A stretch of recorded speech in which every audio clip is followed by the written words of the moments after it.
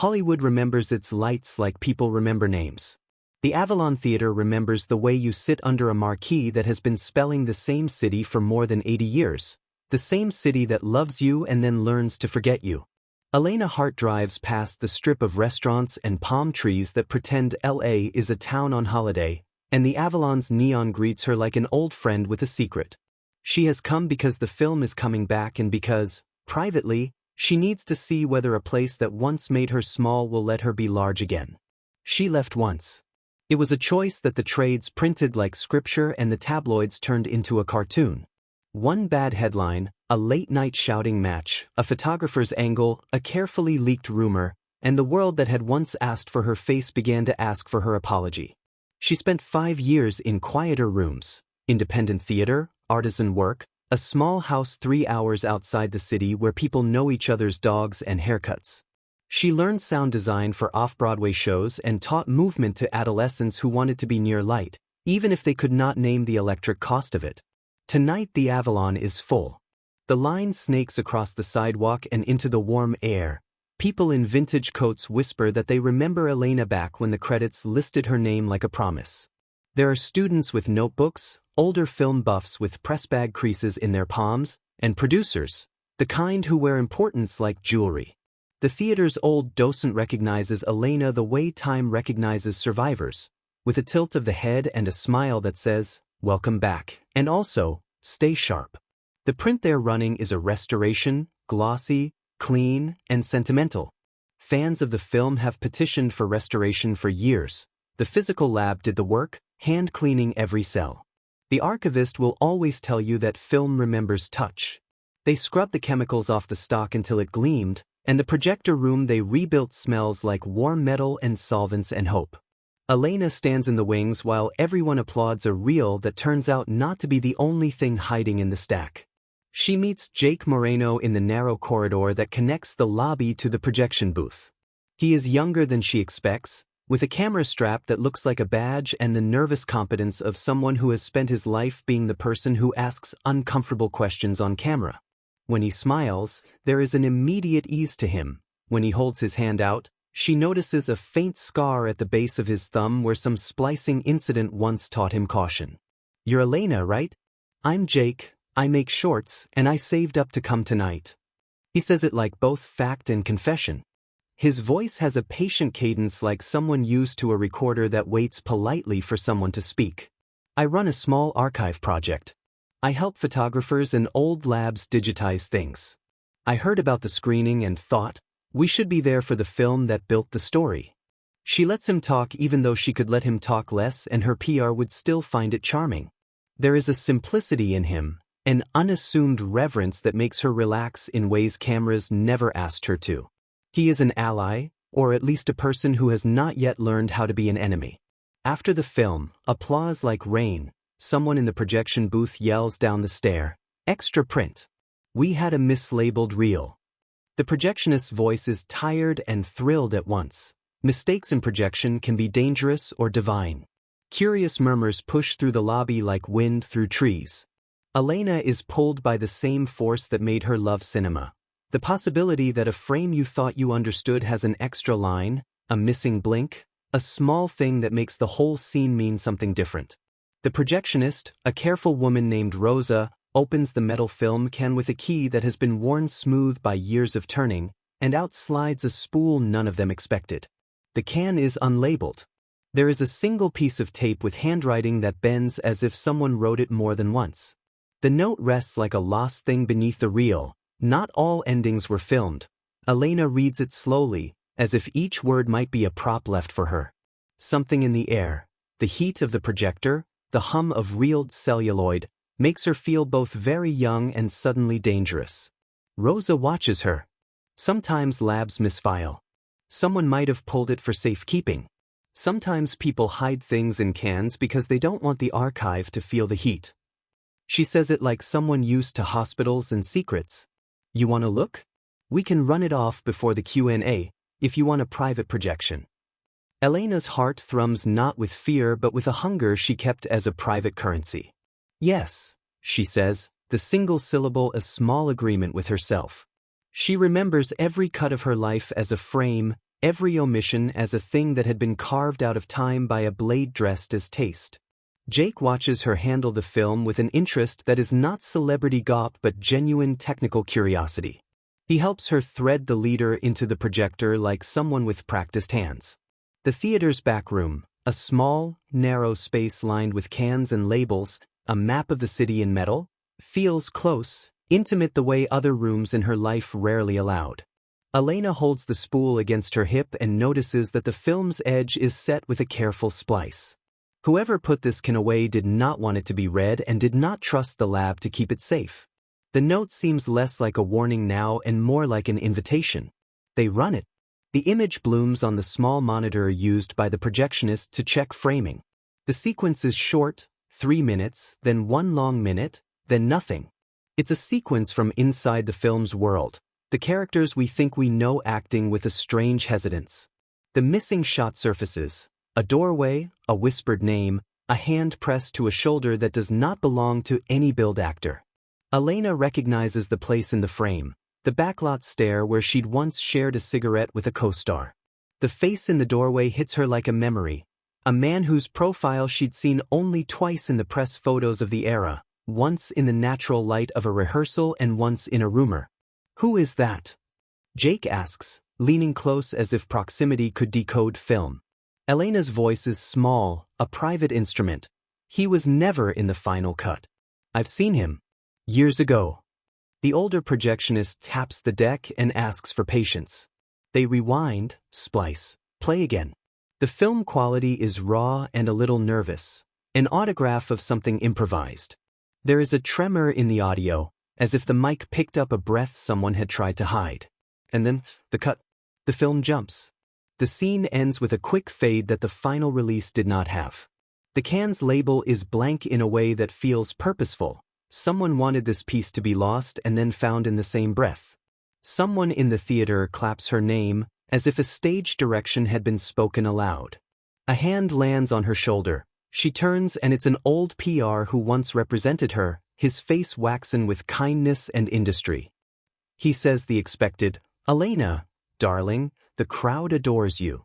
His smile is sharp with the polite gravity of people who make sure their lines are read properly. It's the kind of smile that might be warm if warmth exchanged business cards. Afterwards, in the alley, the city of the rich and restless breathes heat and muffled argument through a grate. A man in a suit watches the theater door from a distance, his jaw set like someone who has learned to weigh faces the way accountants weigh sums. He does not move into the crowd. He stands separate, his posture private. Elena sees him for a second and then he is gone, swallowed by the street's ordinary anonymity. Jake offers to run the print at a lab he trusts. There's a small place on Melrose, he says casually, as if telling her where to find a bakery. They'll scan it for you. Me too, I'll tag along. His offer is free of press-friendly posturing and so it feels sincere. Elena accepts, because for reasons she cannot entirely explain, she wants someone who knows film and watches without compassion as much as with it. A person who will learn to be in her story without trying to be its headline. On the drive back, past Alston's posters and a billboard that has been painted over a dozen times, Elena thinks about endings. She thinks about whether a life can be edited into a different shape. The city opens its throat and makes a sound like a voice warming up. She presses the film can to her hip like a small talisman. The note, "Not all endings were filmed," is now a lit cigarette between her fingers, dangerous, aromatic, and demanding that she do something reckless. At home, in the quiet of her apartment, a tidy place with plants that know summer in California, she examines the can again. The handwriting is unfamiliar. The splice is old. There is a small fingerprint smudge on the interior of the label ring, the sort of thing only a person who had once handled a lot of film would remember to leave or forget to clean. She traces the smudge and finds herself thinking of each of the men and women who had been in the orbit of that shoot, the director who went on to make prestige pictures, the assistant who vanished from the credits, the studio lawyer who is now in a position to shape narratives. There is a voicemail waiting on her phone when she gets upstairs. It's quick, clipped, and unnerving in its politeness. * Ms. Hart, we noticed you accessed a film element tonight that should have been archived. For the sake of everyone involved, Please consider returning the print to the lab and not raising questions publicly. Some things are best left as private artifacts. A friend in the business. Asterisk, there is no name. The man who called used the sort of tone that implies both kindness and consequence. Elena listens twice. The first time it feels like a threat. The second time it feels like an offer to continue to be made small in the name of civility. She knows how the industry trades in currency like influence and silence. She has watched deals happen as if they were weather. And yet, in the hollow of her chest, something begins to beat with a rhythm she has missed. The rhythm of not being told what to hide. The next morning she calls the lab on Melrose. Jake picks up when she says his name, and the way he says, "I'll be there," sounds like a promise that will be kept. They meet at a cafe that smells of almond and the city's perfect plan, and then walk the busy block to a small shop with a hand-painted sign. Inside, the lab smells like vinegar and hot tape. A man with a thinning mustache and hands the color of solder welcomes them, and his smile is a thing of specialists, reserved, precise, unafraid of old chemical smells. He scans the film and then squints at the frames. The missing scene, the one they saw in the projection booth, is indeed not in the public release film roll, but its edges have the marks of intentional removal, not a lab error but an edit practiced like a surgical strike. Someone had wanted a person out of a frame and had cared enough to make sure the cut could not be reassembled by a casual hand. What makes you think this matters? Jake asks, the question practical, not cynical. Elena looks at him with the kind of honesty she reserves for the few people who ask the right questions. Because some cuts are made to protect a story. And sometimes the story someone protects is a life. She stops because the words feel heavy on her tongue. If we know who decided the cut, we might know why. Jake nods slowly. Then we follow the frames. They leave the lab with a drive that contains a dozen high-resolution frames, some lab notes, and the memory of a film that had been changed intentionally. As they walk back through Melrose's pedestrian hum, a woman brushes past them holding a portfolio. She drops a single photograph, a press headshot from the shoot era, and walks on as if nothing happened. Jake picks the photograph up and hands it to Elena. In the glossy face, the light is flattering and cruelly still. Elena's throat tightens in that specific way actors know, rehearsal breath. On the back, written in a pen that has aged like old film, is only a single line. Remember what you owed. No name. No date. Just a knot of obligation. The city goes on. Drivers honk. A street musician practices the same riff until it becomes prayer. A woman in a suit argues on a phone about a contract. But for Elena, the world has shifted toward an axis where nothing seems casual. A film can be a lie and an archive can be a confession. She presses the photograph into her pocket and thinks of the man in the doorway in the missing scene and the person she had once been.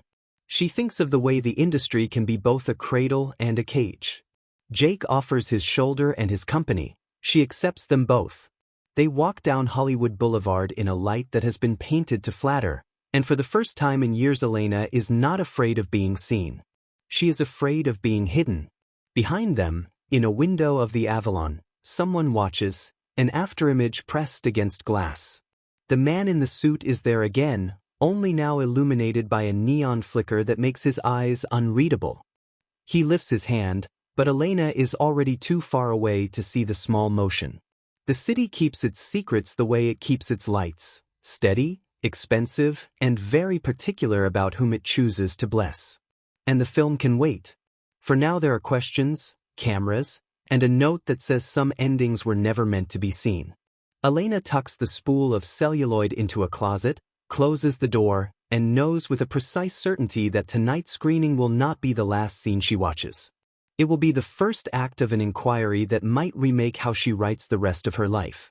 There are conversations you have with a city and conversations you have with a person. Elena's conversation with the city was mostly gestures, the way a marquee refolds its light against a sky, the way a projectionist handled a can like a relic. Her conversation with Jake, when it began, felt like two people learning a duet.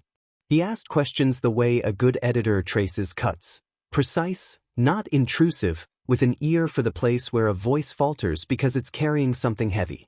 They started the next morning at a coffee shop on Melrose where the espresso machine knew the names of regulars and forgot the names of one-time patrons.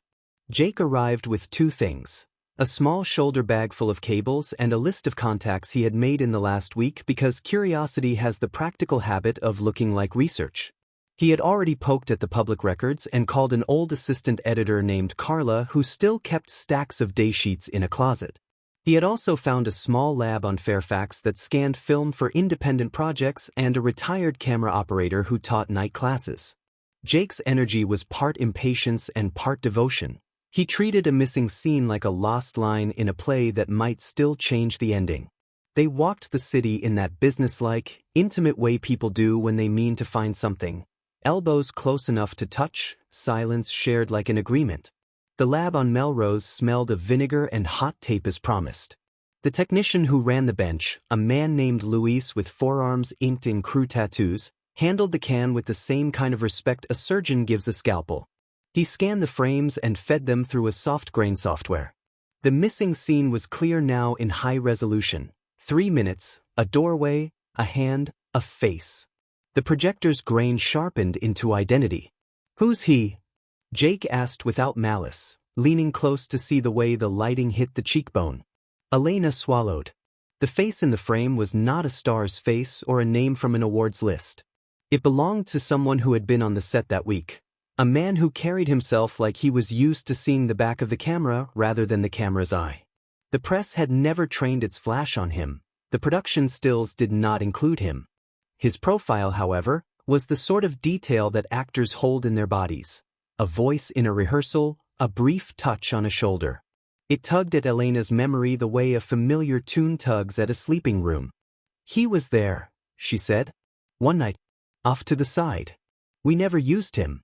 The director put him in on the day we shot the backlit scene. He left before the premiere. I thought he was a qualm in the story, someone who didn't belong. I didn't know they cut him for a reason." Jake played the film again and again. Each pass revealed the small gestures film archives keep: the camera's microzoom, a breath taken too long, a shadow that might be someone else. In the 3rd minute, a hand touched a shoulder and there was a flicker. A door that closed as if to hide emotion. Someone had wanted that door to close forever. They began to trace production paperwork with the steady, slow patience of people who prefer fact to rumor.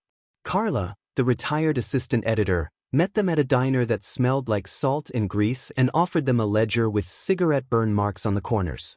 "You know how productions are," she said, pouring coffee like apology. "You don't always put the reasons on paper, but you put the names." Her ledger had daysheets and petty cash logs and a signature on a line that made Elena breathe with a thin, surprised sound. The name next to a late-night payment, cash, miscellaneous labor, was a man whose last name matched the face on the reel. The signature was abbreviated, R.C. No phone, no forwarding address. The ledger had an entry, night shoot, unpaid overtime, unusual call time, and then a scribble, handled in-house. "Handled in-house," Jake read aloud. "Who's in-house on a production like that? Producers? The studio? Someone who didn't want the bank records to show." Carla leaned in like someone sharing a secret she'd been paid to hold. "In-house covers a lot of sins," she said. "It can be hush money. It can be favors. It can be that someone in the office took care of payroll and then told the interns to close their mouths." Her eyes became a ledger themselves, careful, worn by a life of remembering. Elena's phone vibrated in her bag. She let it ring twice and then checked. A single unknown number had left a message. The voice was neutral, professional. "Ms. Hart, stop looking into this. It's noise that will make people hurt themselves. Consider this a friendly advisory. Return the element and let the matter rest." The line disconnected before she could listen to more. The message had a tone she knew well. A practiced calm that could hide the edge of a threat. She played the voicemail aloud to Jake. He closed his eyes, then opened them with a decision. "We keep going," he said, plain as an order. "We do it carefully. We do it public if we need to. But we keep it honest." That evening they visited the Avalon's old props warehouse, a place as likely to keep evidence as a bank keeps notes. They were led by Rosa, who had once been an usher and now kept the theater's private inventory with the kind of devotion time gives to caretakers. The warehouse smelled of dust and old glue.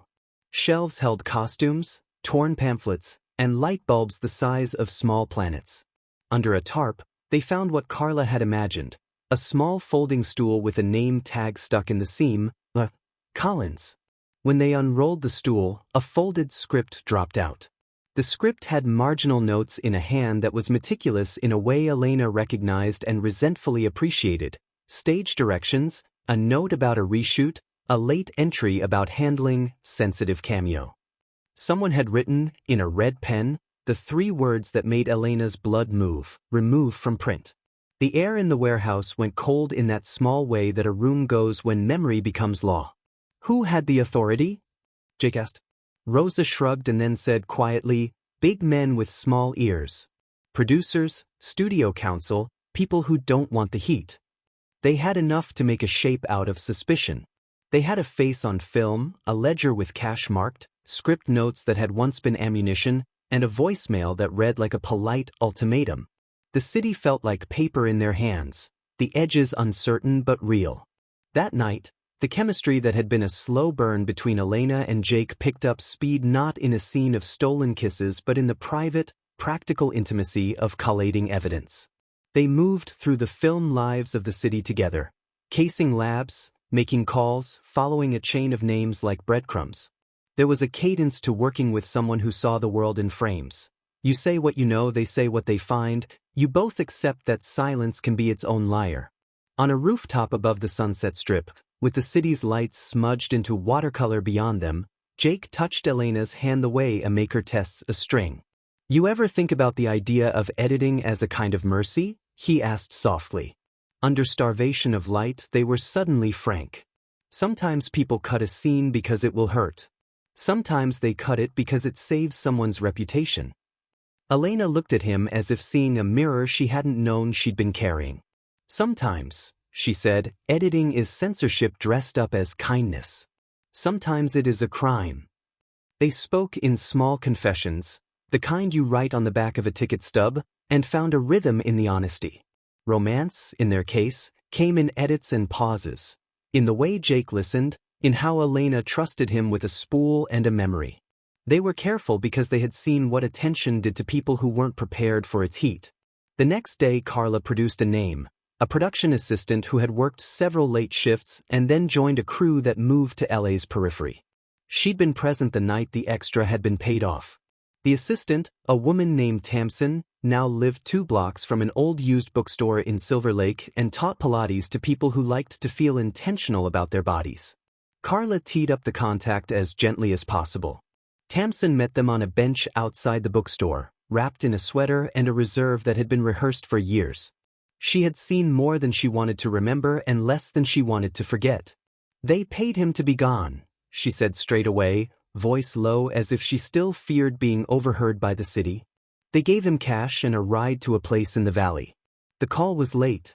People were nervous. I remember a name on an envelope, but I was told to look away. Who told you? Elena asked. Tamsin's eyes slid to the street as if counting cars might be a lie detection machine. A producer's assistant.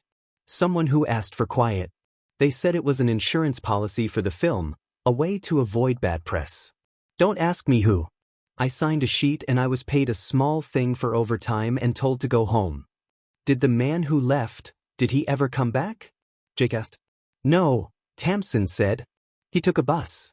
He said he was going to start over. He left with a small duffel and a debt that wasn't his. Her hands folded into her sweater like a person pocketing memories to keep them warm. Elena felt that old, complex ache again, the one that had made her leave Hollywood once. She remembered favors traded and bodies shifted. There is a language of omission in the film business.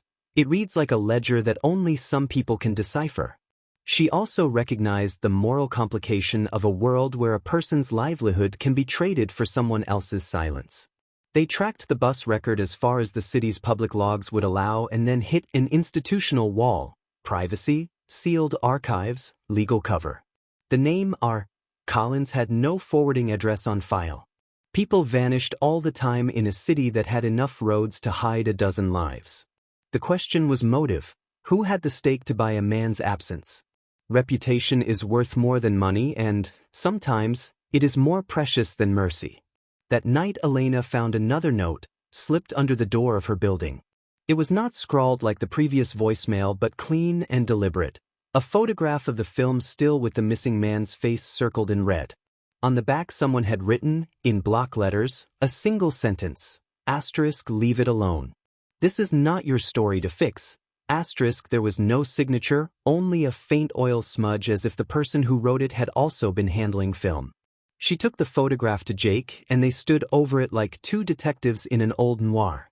His jaw stubbled with the thought of too many sleepless hours. He looked up at her, white with a kind of fierce clarity. "They're trying to scare you?" he said. "They think if they make it personal you'll stop." "Or," Elena said, feeling older than the rooftops, "they want me afraid enough to make mistakes." They slept poorly that night, not because they feared being watched but because they understood attention's appetite. It eats privacy for breakfast and then asks the city to cheer. Somewhere in the market of favors and reputations, someone had made a decision and paid for absence. There were people who would say that what they were doing was futile. Nobody wants to open a wound that has been left to scar. But Elena thought of the man on the reel, alive in 3 quick minutes, and felt an obligation that had nothing to do with glory and everything to do with truth. In the early hours of the morning they got a tip from an old contact Carla had called, a small film lab out near the valley that still kept physical Ross in a metal cabinet. The lab's owner, a man named Victor who smelled like linseed oil and varnish, had been friendly once and secretive twice. He met them behind a grease-stained door and showed them a box that had once belonged to the original production's assistant editor. Inside were contact sheets, a few undeveloped frames, and behind a stack of production memos, a small address. A house in a town outside the city where men sometimes drove to vanish into a new life.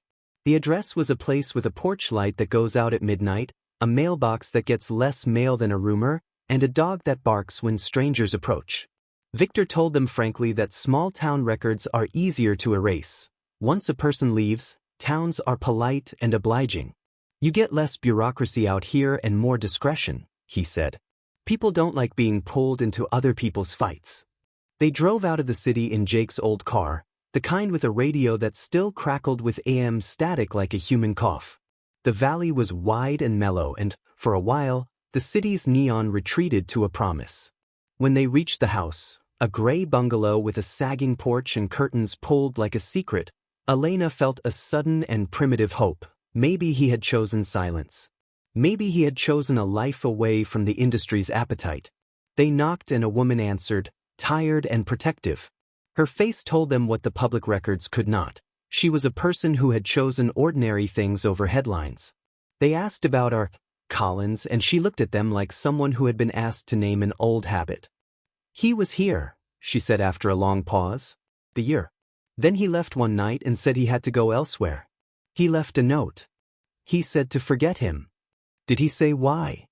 Jake asked. She shook her head. "He said it was complicated. He left a small box and asked me to keep it. He said, if anyone asks, tell them I'm gone." She folded her hands into the apron of her life and seemed to shrink into the protection of her ordinary work. Elena felt the truth rush toward her like a tide. Lives are sometimes edited for reasons that are not neat. She thought of men who hide their hands and women who get asked to be small. She thought of the way a missing frame could be a kindness or a crime. She thought of a city that could make a person disappear by buying the silence of a room. They left with a small cardboard box the woman offered them, not the man himself, but a few artifacts. An old theater stub, a copy of a check, a letter folded with no signature. In the letter was a single sentence in a neat hand, "I am tired of being a shadow in someone else's picture." The rest was an apology then a date. Back in the car Jake turned the letter over like he was considering a score. Elena slid her fingers across the paper and felt the indentation of the pen. It was an artifact small and human. It was not justice, it was a trace. They drove back through the night with more questions than answers, but now the questions had a shape. Who paid to remove a man from a reel? Who thought silence could be a guardrail? And perhaps more urgently, why had the voicemail threatened Elena directly? On the freeway, under a sky the color of lost celluloid, Jake took her hand.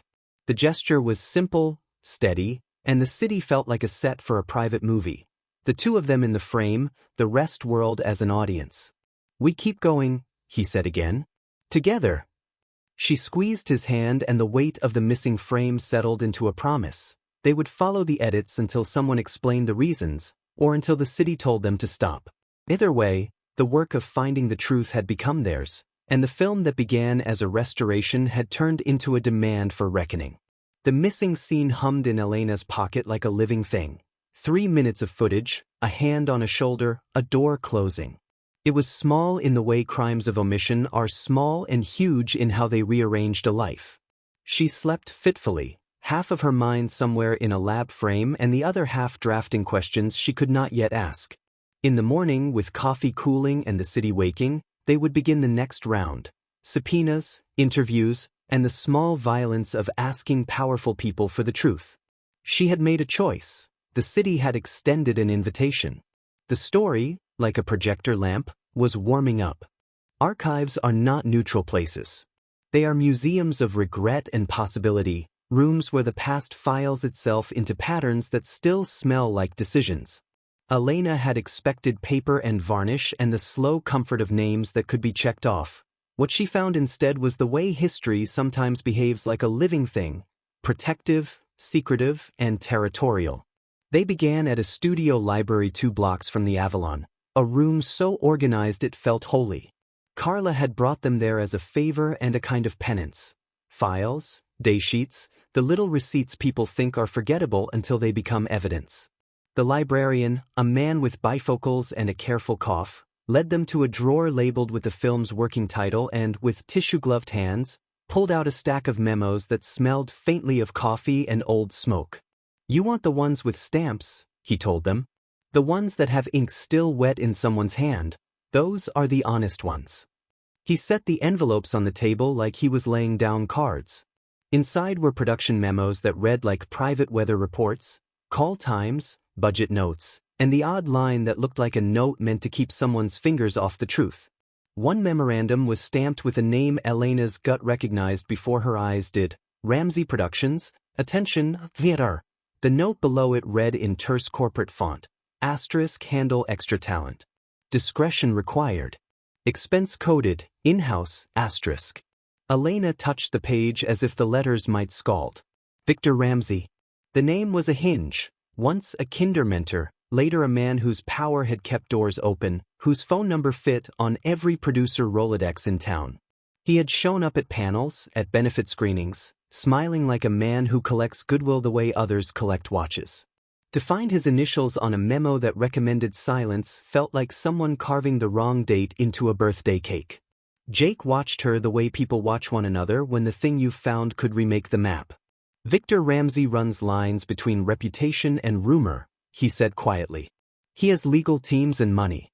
If he authorized a hush, it's not a casual thing." They worked the stacks until late.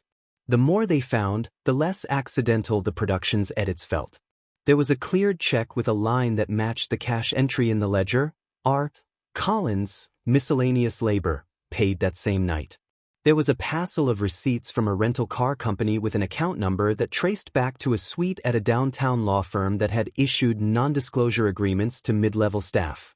There were also camera call sheets with a circled time, 2:13 a.m., the slot when the backlit reshoot had been filmed. The pattern was not elegant, it was a manufacture of privacy. They carried copies back to Jake's little apartment studio like people lugging a fragile altar. He made a pot of coffee that tasted like conviction and set the scanned frames on the monitor. They ran them over and over, freezing on faces and timetables until the room hummed with the steady, private heat of obsession. Later, when Elena called her mother, the conversation began with the weather and slid into the uneasy domesticity that celebrity never entirely leaves behind. Her mother, Miriam, had a steady hand with casseroles and small griefs. She didn't like headlines and she liked her daughter safer than fame allowed. When Elena told her a man's name had surfaced, Victor Ramsey, a note of worry, thin as a hair, creased Miriam's voice. You don't have to dig where you'll only find mud, Miriam said. Some things are better left to lawyers.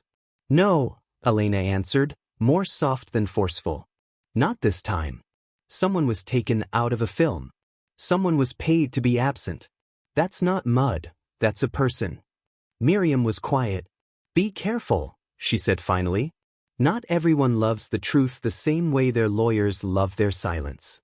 That night, a man in a suit arrived at Miriam's bungalow with the courtesy of a man delivering condolences. He wore an expression that balanced on practiced regret. He introduced himself not as a lawyer but with a card that smelled faintly of corporate vanilla and a voice that belonged to people who practiced calm like armor. Ms. Hart, he said, my name is Andrew Hale. I represent a number of parties from that era. Mr. Ramsey asked me to reach out personally. For the family's sake, we hope you'll consider leaving certain matters to counsel. There are people from both sides who are unsettled by this revival. He placed a small envelope on Miriam's kitchen table and left as politely as he had arrived. The envelope contained a single line, for your peace of mind, no signature. No name that could be pinned down. The message hummed of warning. Miriam called Elena afterward. She spoke about gentler things, soup, the neighbor's dog, and then said, very quietly, he stood on my stoop and said your name with a softness that wasn't kind. Elena's breath made a small, private sound. The shadow that had been only a studio memo had learned how to become an actual human presence in her mother's life. The stakes shifted from archival curiosity to family safety. The next morning Jake arrived with a bruise of sleep still under his eyes and a small problem on his phone. The footage they had spent a week assembling, the high-res scans, the annotated frames, the voice notes, had been wiped from his cloud backup. Someone had accessed his account and deleted files, leaving a breadcrumb read. Not all endings were meant to be seen. His local drive was untouched, but the copies he trusted to redundancy had been compromised. He tried to be practical when he told Elena. We can rebuild, he said, fingers clenching the counter. It's not all gone. The lab kept scans. I have some on a drive I hid. But someone knows we're coming close. Elena felt that old, quick sting of panic and then something iron. Who else knows? She asked. Jake hesitated longer than she liked. Victor Ramsey's name was on files I pulled, he said finally. I found emails that refer to in-house handling and assigned approval. I didn't tell you because... He stopped. That stop had weight. He didn't finish the sentence and his silence answered in a language Elena was tired of having to translate. You didn't tell me because? She prompted. He met her eyes. Because you knew him longer than I do. Because I thought if I told you, you might stop. And you were already on edge. I didn't want to be the one who pushed you away. His voice folded, small and embarrassed. I wanted to protect you from the hurt of it being true. Elena's first reaction was simpler and sharper than anything measured, betrayal. It wasn't just that he'd withheld a fact, it was that he had made a choice about what she should handle without asking her. Trust, like film emulsion, can peel from its backing when heat is applied. You made a decision for me, she said. The words were quiet, but the room felt loud. You chose what I could carry. I thought I was being kind, Jake said. I thought I could spare you knowing his name until we had more. I was wrong. They argued in the kitchen with the bluntness of people who were not strangers to each other's temper. Elena accused him of infantilizing her. Jake accused her of not understanding why someone would want to avoid pain. In the corner, the scanner hummed like a courtroom clock. But then, as couples often do when danger tightens, they reached the same conclusion in different words. They needed each other, messy and imperfect. Jake said sorry with a humility that was less a theatrical kneel and more a practical admission. Elena said she was furious, and then she laughed. A short, sudden laugh that felt like a safety valve releasing steam. Don't ever decide that you can soften the world for me without asking, she told him. He nodded like a man who'd been corrected kindly by a teacher he respected. The truce was fragile but real, and they turned back to work, rebuilding backups, calling contacts, chasing procurement numbers. Carla produced a name that felt like a hinge once more, Raphael Collins, the R. Collins on the ledger, who had once been credited as a utility actor and later disappeared from credits and then from sight. It was a small human name for a large human absence. Somewhere between the memos and the envelopes, people had hidden a life. They planned to find Collins by going back to geography, the driver who'd taken him to the Valley studio, the receptionist at the bus company who'd sold a ticket, the lab owner who'd once kept a box of a man's left belongings. They moved like detectives whose patience had been honed by craft, one careful call at a time. That night, as they left the lab under a moon that made neon look modest, they found Jake's studio door ajar. Fear is a peculiar animal. It is often the smallest sign, a door unlocked, a light left on, that makes the heart learn its hardest lessons. Inside, the room had been rifled through with the clinical indifference of someone who searches for a thing and leaves everything else messy to prove they were there. Jake's cameras were intact but messy, lenses off their mounts, the follow-focus knobs set like accusations on the table. The drawer where he kept notebooks, his small field notes with names and phone numbers and private hunches, had been emptied. Elena's throat tightened. She walked to a shelf and found something left, as if by mistake. A single Polaroid with her on stage from a press night decades ago, the picture creased at the corner. Someone had meant to tell her they'd been. Someone wants you to be afraid, Jake said, but it was more than fact.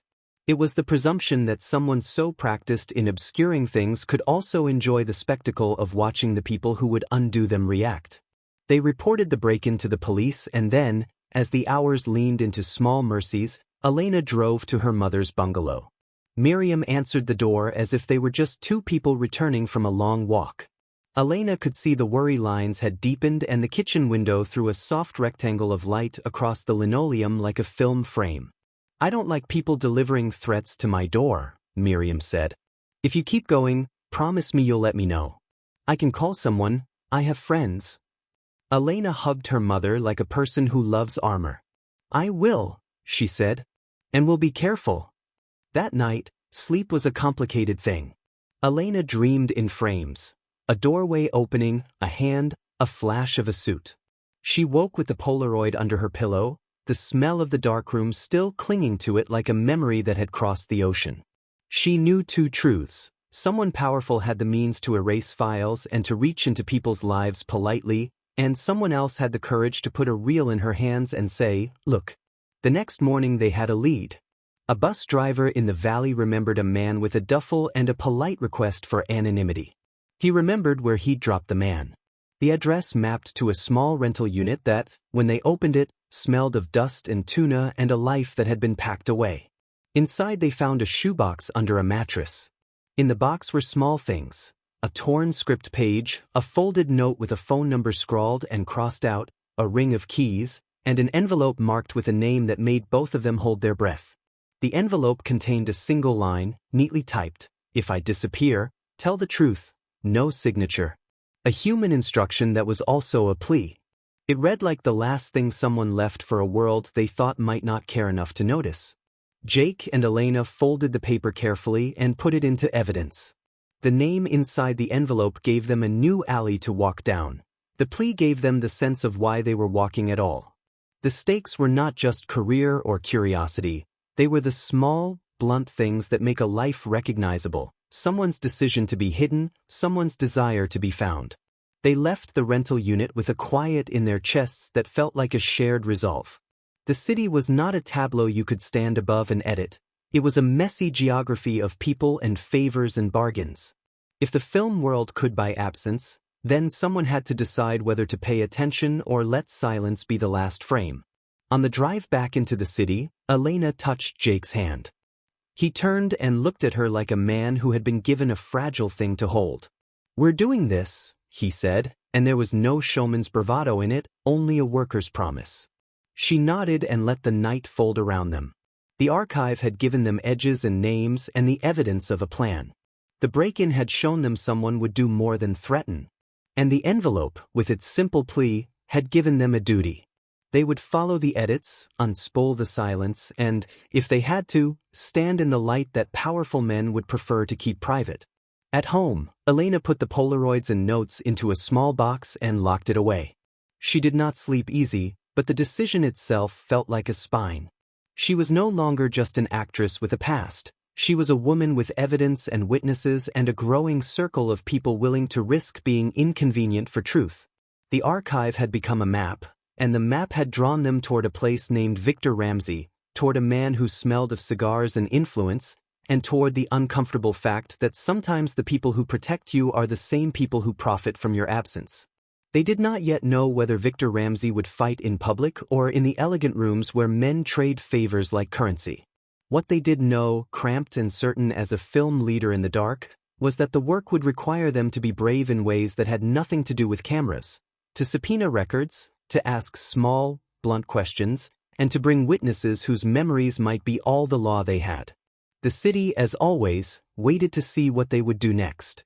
The real waited in its can like a sleeping thing, and Elena, with the small human gravity she had, decided she would not be edited out of the story she owed. They built the trap like a film crew builds a set, with patience, petty compromises, and an attention to detail that made the lie feel plausible. If the people who had hidden the missing frame were counting on slow amnesia, then performance would be their undoing. Elena and Jake, by then a small, stubborn company of two, didn't want a brawl in public. They wanted a rehearsal that made the guilty reveal themselves when the lights came up. The plan grew in small, precise moves. First, a leak. A single high-resolution frame pulled from the missing reel and placed anonymously where it would be seen, not by tabloids but by the right people, assistants, retired editors, crew groups on social media that still traded gossip like currency. Second, a private director's cut, salon screening held under the polite secrecy of a donor's house on Hancock Park, with an invitation list that included people known to have handled film cans and others known to be worried about what older films could hide. Third, a public element, a planned live Q&A after the salon screening that Jake would stream, letting the city and a dozen small outlets watch the reaction. Finally, a recovery team ready in the wings, Rosa and Carla with call sheets, Priya's contact, quiet and competent, tipped to the situation if the theft went kinetic. They staged the salon like a backstage alley, cream curtains, antique lamps, wine on a serving cart, a projector lifted on a stand like a small altar. Elena's name was on the invite, and she walked into the room feeling like someone who had learned how to carry a role and then discovered it had rewritten her. The people who had worked on the film decades ago trickled in, men and women whose names read like marginalia on the industry's spine. A few were smug about resurfacing gossip. Most arrived with the soft gravity of people who had years of secrets to protect. Jake watched the room through a camera the way a man watches a patient heart monitor. He had cued the frame to appear at the top of the screening, deliberately placed like a dropped stitch in someone's sweater. The idea was not to accuse in the moment but to present an object and watch who moved like a guilty seamstress. They ran the footage. The restored print played with the soft, grainy poetry that lifts a crowd into silence. Elena spoke on camera afterward, not as a star but as a woman with a spool. She offered context, asked for honesty, did not demand righteousness. She kept her voice plain and her tone neither pleading nor theatrical. That was important. People respected a person who asked for the truth without raising a banner. Then Jake cued the extra element, the single frame, presented as part of a supposed director's outtakes reel. The image bloomed on the screen and in pockets of phones around the room as people nudged neighbors and checked names. The man in the frame, the one who had been removed, was visible, clear as a confession. Someone in the back made a small noise, like a person who drops a fork at a funeral. At the same time, Jake's stream, set to private preview, leaked the frame to a curated list of watchers who would notice subtle behavior. The point of the leak was to tug a thread where the garment was already weak. Someone moved. A production assistant who'd long since left the gloss of studios reached under a chair and pocketed the sleeve of a film can that had been left as a prop, an impulsive, old habit move. It was small and thoughtless, a reflex like a prop master checking whether a blade still fit. But that reflex was the kind of thing that habit makes obvious. Carla's eyes followed the hand and she made a notation, the way nurses note vitals. She whispered to a friend in the room, "That's a twitch. He's nervous." Moments later, a man left through a side door. He moved quickly, the sort of speed people adopt when they think their part is done. Someone else on a couch, The sort of old-timer who'd learned how to watch without looking, nodded once and then, with a subtlety that made people like Elena pay attention, tapped a number into an old handset. The man who'd left carried a film can with him. He walked out into the courtyard and then down a flight of steps into a lane that offered cover. Priya's contact was ready. A car that smelled faintly of police and patience slid into the lane and blocked the way the man had intended to take. He saw the vehicle, and for half a second something like a calculation passed across his face. Flight, purchase of distance, a plan to stash the can. He broke into a jog. The chase began like a movement cue. Jake, camera rolling, followed. Elena followed on foot. The courtyard was a warren of service doors and hedgerows carefully chosen for the sort of privacy that makes people think they can make choices unseen. They cut across a parking entrance and then into a narrow alley between townhouses. The man was fast but not trained. Adrenaline had the odd effect of making people clumsy. He threw the can under a dumpster as if reflex could hide history. Elena watched him, feeling a cold clarity. When she was younger, she had believed secrecy would keep people whole. Now she believed secrecy made people vanish. She took the only thing she had immediate control over, voice, and used it as a tool. "Stop," she called, not to sound like a star but to sound like someone who knew the weight of the thing the man carried. He did not stop. He ran toward a fence and vaulted it with the gracelessness of someone who had to cross a border quickly. He hit a back alley that rose toward the backlit, a path that would put him on the studio property proper, where a chain-link gate sometimes cost more than a policeman's time. Elena and Jake were close. The production assistant driver who had blocked him was closer, voice shouting for him to drop the can. They reached the backlit gate just as the man produced a crowbar and began to pry at a lock. The sun had shifted, making everything look cinematic. It turned the man into a silhouette and the scene into a still frame. The crowbar slipped. Someone pushed him. He staggered, and in the shuffle the can hit the pavement and split open like a wound, film spilling onto concrete in a slow, awful bloom. Elena stopped, breathless and furious and suddenly tender. The film lay there, sweaty from stress, the edges of celluloid catching the light like gills. The man scrambled, hands grabbing for reels he'd planned to hide, and a production of noise followed. Tires grinding, a shout, the sound of a phone slamming shut. He looked up and saw Elena the way someone sees a person they had worked wrong. Shame, fear, and the blunt, defensive logic of being caught in an old betrayal flashed across his face. They brought him in. He was a petty actor once, then a fixer, then whatever small title people give other small people to keep their hands clean. Under pressure he said things he would later regret, that he'd been told to retrieve a misfiled can, that he'd been paid in cash, and that someone had promised him more if he could make the reel disappear. He named a name under duress, Ramsey Productions. It was an old chord, and everyone in the room heard it and felt the timbre. They thought they had won a naughty victory. They had a man, a can, and a confession. The stream had caught it all. Viewers online cheered quietly in comment boxes. The salon tweeted a discreet note. Someone called a friend at the trades in a way that set gossip humming through the industry grapevine. But victory, like editing, can be a misdirection. Within an hour, someone had set fire to a sheet of paper in a dumpster behind the theater, an act petty enough to be both message and mess. A contact sheet of production stills, bearing names and a faint notation in red, smoked briefly and then curled black. They recovered what they could from the char, shadows of contact prints, and, in the margins, a partial stamp that read Ramsey and beneath, in an unfamiliar hand, the words secure and initials that were not the old producers. The letters were hurried, the initials hit Elena with a force that made her stomach drop. Andrew Hale, the lawyer who had come to her mother's door, was not a man you expected to find listed like a prop. He was a functionary of power, a phrasemaker who had the ability to sign things into polite danger. Ramsey had been the arm that paid, someone else, someone with legal cover, had been the hand that made the payment clean. The charred contact sheet suggested complicity at a layer nobody had yet seen. They thought the chase had solved a problem. Instead it revealed an elegant partnership that used both blunt money and soft legality to vanish a person.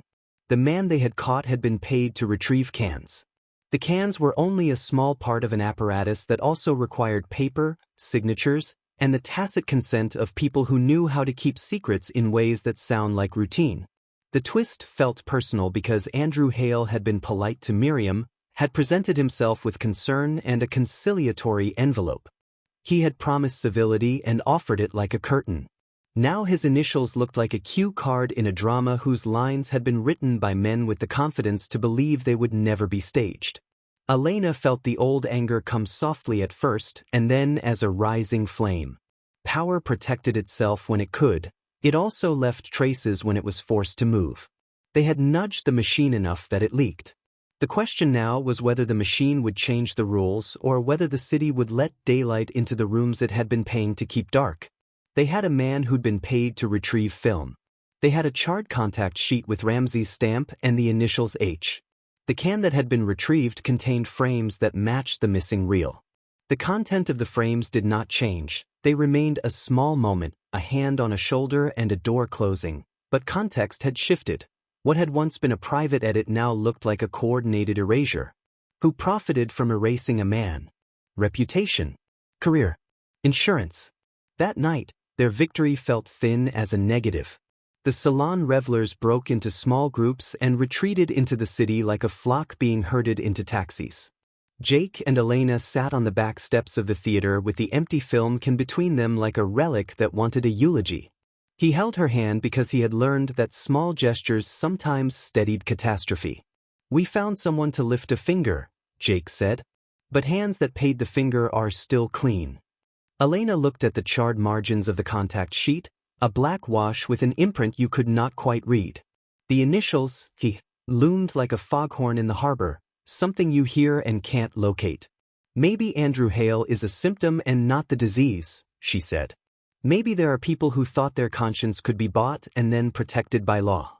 They knew two things with uncomfortable clarity. The production had been altered with care, and power had played the role of editor. The public needed a clearer image than a charred contact sheet. The law needed witnesses who would not be intimidated. The people who had profited needed to feel the cost beyond a twitchy assistant's conscience. So they changed the plan. The strategy that had once counted on catching a thief mid-flight would now aim higher. It would use what made the industry vulnerable, its appetite for prestige and control. If the guilty liked to keep things private to protect reputations, public attention would be more expensive than hush money. They would make the cost of silence a little higher. They began to assemble a new set of tools. Subpoenas drafted by an attorney, a trusted friend of Priya's owed, sworn statements from the man they'd caught, and a feed they would put live at a public museum screening scheduled with press-friendly invitations, one that would force officials to respond in public rather than in curt emails. They would move the conversation from alleyways into rooms with microphones. But before the next act could begin, something else happened that stung deeper than charred prints or burnt paper.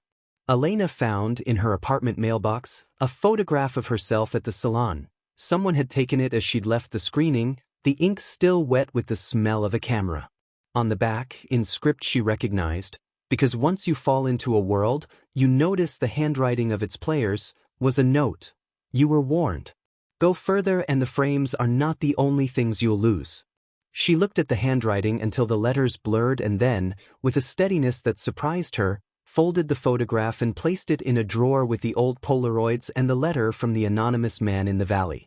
She felt the terror thin into a kind of resolve she'd not had as a younger woman who'd let herself be made small. "We don't stop," she said, and Jake nodded. They were both tired and raw, but they had more than fear now, a man who'd been caught and would testify, a charred find that linked a known producer and an unfamiliar lawyer, a city slowly learning to watch what it had once politely looked away from. The long cut had been played and unspooled. They had framed an accusation the world could not immediately dismiss. The next round would be legal and public and ugly in ways that made headlines. They would ask for subpoenas and for records. They would need a team that could stand the pressure of corporate lawyers and quieter threats. Most of all, they would need witnesses who would not be intimidated by a burned contact sheet or a polite envelope left on a kitchen table. As they closed their laptops and made plans, Elena thought of the man on the film, Raphael Collins, who had asked in a typed confession that if he disappeared someone, tell the truth. She kept thinking of the small plea and the little things that feel like obligations. She had once believed that the industry could be a home. The truth was harsher and kinder, a place that could be both cradle and cage if you let it be. They would have to pull the long cut into the light and run it at full speed. The machine they were up against had lawyers and budgets and the smell of aftershave. They had a camera, a projector, and the patience that comes from grief and stubbornness. Above all, they had each other. The next morning a warrant would be drafted. A feed would be scheduled. A producer's name would have to answer in public. And somewhere, beyond the smoke and the char and the polite envelopes, a hand would have to explain why it paid to make a man evaporate from a frame. They were not naive enough to hope the explanation would be clean. They were hopeful enough to demand it. They called the night of the final screening a kind of reckoning because that's what it felt like. A public test where daylight did the work lawyers only pretend to do. The plan had been simple and urgent in the way plans become when truth needs witnesses. A public screening at the Avalon, evidence presented on film and in paper, and a legal team ready to serve subpoenas if anyone tried to hide behind closed doors. Priya had been the quiet force who made it possible. Her badge and her calm gave them the leverage to make the night more than theater. Carla and Rosa handled logistics. Jake handled the stream. Elena handled being Elena in a room that would watch her either be diminished or vindicated. They hung posters that read like invitations to the careful, a special screening and public reading of evidence. The trades had a whisper of it in their feeds. Local journalists sniffed a story. Victor Ramsey sent a statement that read like a practiced cough. He welcomed transparency and would cooperate. Andrew Hale issued a sterner, legal-sounding note about slander. The industry watched with a polite appetite. The public watched with something closer to a moral hunger. Inside the Avalon, the room smelled like antique varnish and the sweet heat of projectors. The seats filled with people who had been on sets and in call rooms and people who had only recently learned how dangerous silence could be. Elena sat with Miriam a few rows back. Jake sat beside her, both hands clasped in a way that felt like a talisman. In the booth, Rosa and Jake cued the evidence, and Priya, quiet in the corner with a thick folder of affidavits, moved like a woman who had practiced patience until it became a weapon. They began with the restored print, the film everyone had come to see, the one that had built Elena's career and, in one small splice, nearly put an end to her life as she'd known it. The audience watched the old light settle into faces and places as if watching a city remember itself. Then Jake cued the missing frames. The screen flickered. For 3 minutes an image that had been hidden for decades filled the auditorium. The doorway, the hand on the shoulder, the face of Raphael Collins. The room had the same small intakes of breath you hear in churches. For the first time in 30 years, many people saw a face on a screen that had otherwise been a ghost in production reports. The sequence finished and the projector hummed. No applause broke the silence. Silence, in that room, was a kind of permission. After the screening, Jake switched the broadcast live and played what he had prepared. Jory Keane's old tape, the ledger entries, the scanned check with the in-house note, the charred contact sheet with Ramsey and the partial initials A.H., the receipts that traced payments and logistics. The stream showed pages and they cut to close-ups so people online could read with the same scrutiny they would in a courtroom. Priya stood and addressed the room and the camera with the economy of a person trained to say small, true things publicly. She read a list of facts. The man who had been removed from the film was Raphael Collins. He had been paid off on the night in question and transported out of town. The procurement trail and the charred contact sheet linked transactions to accounts with ties to Ramsey Productions, and an email thread, secured by subpoena, showed a conversation between an in-house administrator and Andrew Hale's firm with language consistent with arranging payments and non-disclosure.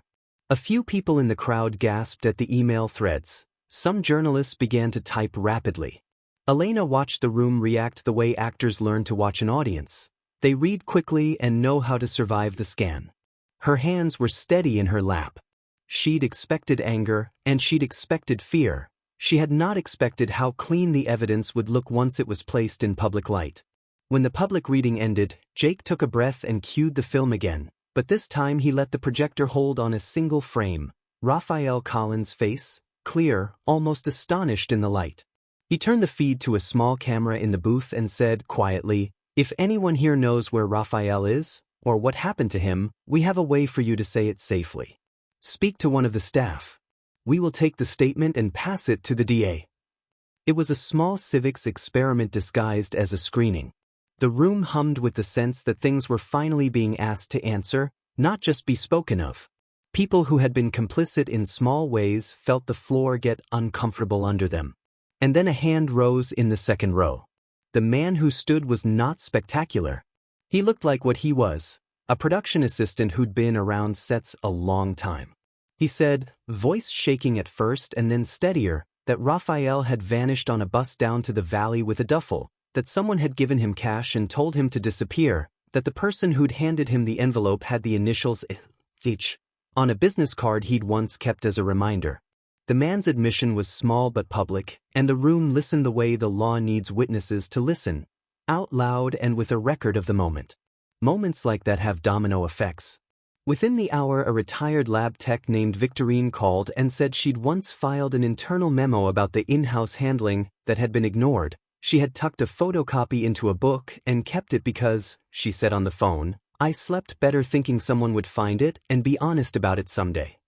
The stream flashed the photocopy across the screen and Jake, zoomed into an email header that matched the time stamp on the charge sheet. The email chain bore Andrew Hale's firm letterhead and an instruction that made the room go very still. "Please secure the element and coordinate discrete payment. Legal will follow." That line was the thread that tied polite envelopes to paper trails. People online pasted it into posts. Talk shows replayed it that night. For a nervous hour, Victor Ramsey's PR team shifted its stance, then shifted again. They issued a statement that amounted to an apology, to vague harm, and promised cooperation. It sounded thin in a room where people had watched receipts and had heard cash described on a ledger. The DA announced an investigation, and in the days that followed, subpoenas went out in a manner that made corporate counsel quiet as they read the language of official demand. Andrew Hale's law firm tried the usual tactics: requests for clarification, offers of cooperation, hints at mutual reputation. Priya had anticipated this. She had worked closely with the DA and with detectives to make sure the evidence was collected in a way courts would accept and that witnesses would be able to give statements without fear of immediate reprisal. In the meantime, the man everyone had been seeking, Raphael Collins, came forward because he had a reason beyond legal letters to be terrified. He had been hiding in a small town because he'd been afraid. The thing that had silenced him for so long was not guilt over a misstep but fear for his own safety and for the people he'd loved. He had been paid not simply to disappear but to be persuaded that silence would protect someone else. A frightened admission that shifted culpability like a light turning a sculpture and revealing new faces. And with Priya close by, the theater had been converted into a venue for testimony and viewing. Victor walked in the way men practice walking when they have reputations to protect. Shoulders measured, step rehearsed. Under cross-examination, the public record and the ledger did most of the work. Priya and the DA asked the small, precise questions a court prefers. Did you authorize in-house payments on night X? Did you instruct staff to coordinate with Mr. Hale's firm? Did you ever receive a request to remove an element from a film for reasons other than narrative? Victor, who had been so sure of control, found himself answering with the kind of slippery language lawyers had once taught him to use. "I don't recall, administrative decision, handled at the time for the good of the production." His answers felt thin in a room that had ledger pages and witnesses to pin them. A later piece of evidence, an internal memo with his typed initials, proved harder to wiggle away from. Under oath, the theater's public pressure and the DA's methodical line of questioning revealed how decisions had been made by men who had prioritized career and brand over a person's life. The press captioned the trial as a reckoning for an industry that had practiced secrecy. Some op-eds argued the case was transactional, reputation versus human cost. Others insisted it was a moral moment. Elena found, in the public mess, a clarity that came from seeing the way legal mechanisms could translate a ledger and a letter into accountability. She did not relish the attention. She accepted it because it was finally useful. When the jury returned a verdict of guilty on several counts, conspiracy to suppress evidence and aiding in the concealment of a person's whereabouts. The city reacted in the way cities do, with noise and with policy. Investigations opened wider. Studios dusted off compliance policies they'd once put in a drawer. People in small industry offices who had been asked once to be silent felt safer about saying no. It wasn't a cure for all the industry's sins, but it was a crack in the wall. For Elena, the aftermath was both smaller and larger than the headlines suggested. She'd wanted not vengeance but a chance for truth. She got a measure of both and something harder to quantify, an ability to decide what she would do next. Offers came, interviews, panels, invitations. Some were coarse, others were kind. She declined the ones that smelled like spectacle. Instead, she said yes to a modest idea she'd long had in the back of her head. She would make a short film, with Jake, about small acts of courage, about people who do the hard work of speaking in rooms where they could be quiet. Their film would not be about the scandals so much as the small human acts. The lab tech who kept a photocopy, the assistant who kept a card, Raphael's letter. They funded it with private friends and a small grant from a foundation that liked film with honesty in it. They cast real people, not stars, and shot in places that had shown them what it meant to witness. Warehouses, small cinemas, lab rooms. The film premiered in a small rooftop screening open to people who had testified, to jurors, to friends, to the city's ordinary people. The rooftop smelled like city night air and pizza, and it was perfect. Raphael attended the screening. He had found a small life after his disappearance. Work as a mechanic in a town 3 hours away, a modest home, a dog that adored him. He walked up the rooftop stairs with a steadiness that surprised Elena. He sat in the front row and watched the film without looking at her until the credits. Afterwards, people approached him with quiet thanks. He said little. That suited him. His life had learned the taste of small things. Jake and Elena's romance, the one that had been forming quietly through spools and subpoenas, slid into more ordinary rhythms. They made coffee in the morning, took long walks in the hills, and argued about shot lists with the sort of domesticity that felt like a luxury after months of adrenaline. They kissed on a night when the city was very still and promised to keep working on small things together. Elena had old wounds that would not close overnight. Public attention does not relent because verdicts are read. People who had been silent for decades still found ways to be loud. Some contacts disappeared. Others became allies in surprising ways. Her mother slept better. Raphael called occasionally. Jake's scar from the alley chase was an artifact of the night he'd run toward complicity and come away bloodied and more human. Months later, in a small office that smelled faintly of bleach and paper, a regulation passed that made film archives and production labs better audited and required certain disclosures about disparate payments and in-house decisions, an administrative fix that would never be a moral cure but that would make it harder to hide expenses in the polite language of in-house. The industry grumbled and learned, and new line items appeared in budgets like a small, bureaucratic conscience. The reel that had started everything, the missing frame, was placed in a public archive with a label that read not as an accusation but as history, fragment recovered from original print, evidence in Davy, Ramsey et al. Students and historians would study it. People would lecture about it. The film community that once asked for silence learned to ask for accountability instead. On a cool spring evening, Elena and Jake sat on a roof that looked out over the city. People had come to watch their short, to hear a small truth told in plain images. They held hands while the credits rolled. The final shot they had chosen for their film lingered on a door closing and then opening again, an image that felt like a promise rather than an explanation. Elena felt the city breathe around them. It was not a clean victory. There were things that would still be complicated and people whose choices did not become easier just because a court had sentenced a few men. But for now she had agency she had not had when her career had been edited without her consent. She had the right to choose what would be seen and what would be kept private, not because she demanded control, but because she had earned the right to decide. Raphael sat a few rows away, laughing softly at a small joke Jake made about lighting. Miriam hugged Elena after the screening and said only, "You looked like yourself." That small, human accolade felt more like a crown than any award ever had. When the night wound down, Jake walked Elena home under streetlights that made the pavement look like film splices. They paused beneath her building and kissed, not like two people in a movie but like two people who had been in one and had come home. The reel, the small, fragile spool, sat in a special box in the archive, its edges worn by a life of being handled.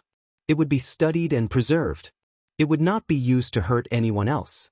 The last image of their story was not a courtroom or a verdict but a small film festival on a rooftop, friends and strangers, and a city choosing to see.